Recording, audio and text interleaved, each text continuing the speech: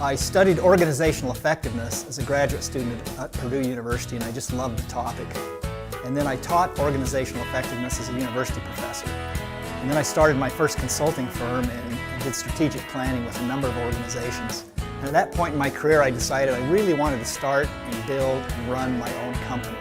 I wanted to practice what I'd been preaching, and I wanted to prove that I could do it. So my wife and I started exploring a number of business opportunities at that time, and we had some really interesting ideas. Her expertise is in health education, and so she knows all about fitness, nutrition, and weight management and those health topics. And my expertise is about strategic planning, organizational design, management training and development.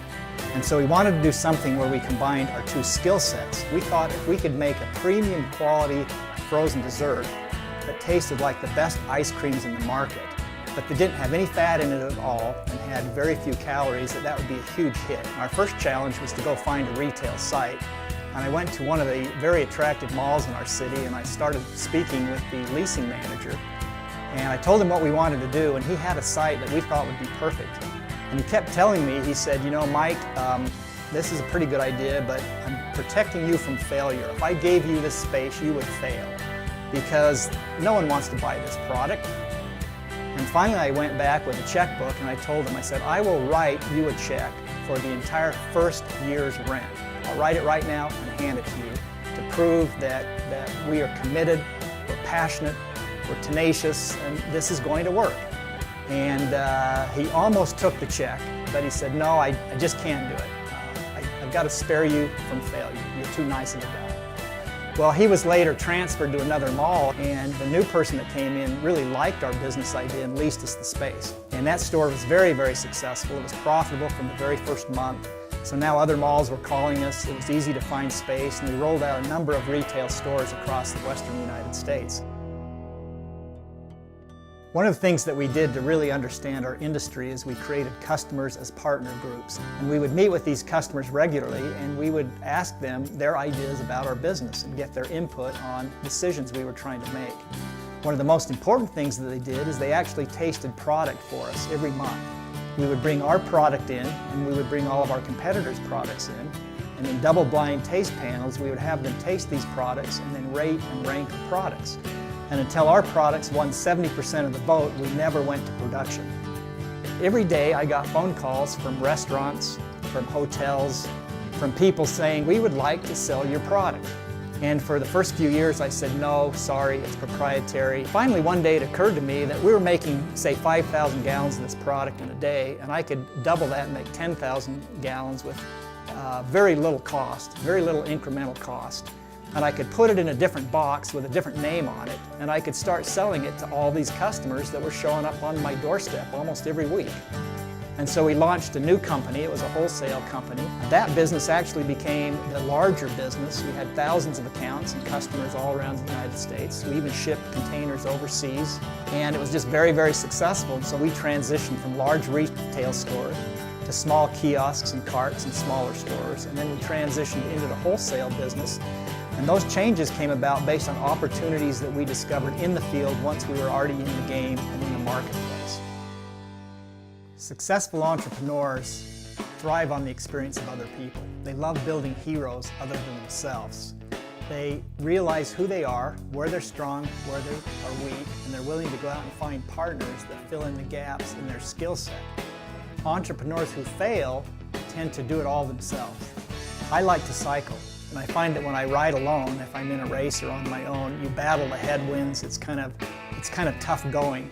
But if you can ride in a team of other like-minded, talented riders, and you can form a draft line, you can really go a lot further, a lot faster. When you're behind, you save about 20 to 30% of your energy. So someone riding alone can never go as far, as fast as a team riding together. And this is a perfect analogy for building a business. You have to learn what it is that you do well and where you are weak, and you have to bring in partners and even incent them with ownership, with profit sharing in some way so that they can get as excited about building that company as you are. And then you have to work together to do what you each do well and support each other. There are a number of things we did to create more with less and become the low-cost provider in our industry. We partnered with a local university that was very strong in the dairy industry, and we used their lab for a very small fee. The agreement was that we would include their graduate students in on our research, and they would get credit for helping us develop products, and we would pay a small fee to use the lab. The cost of developing products was far less than anyone else we were competing with in the industry. Also, instead of building our own plant to produce our own products, we found a co-producer that we partnered with that had a beautiful $30 million dairy lab and production facility, far greater than we could ever afford to build. And we partnered with them, and they produced all of our products for us. And we were able to produce products with them for a lower price than we could have produced them had we built our own plant. We asked our customers what it is that we had to do for them to have them walk out of our store saying, I don't get service that good anywhere else that I go.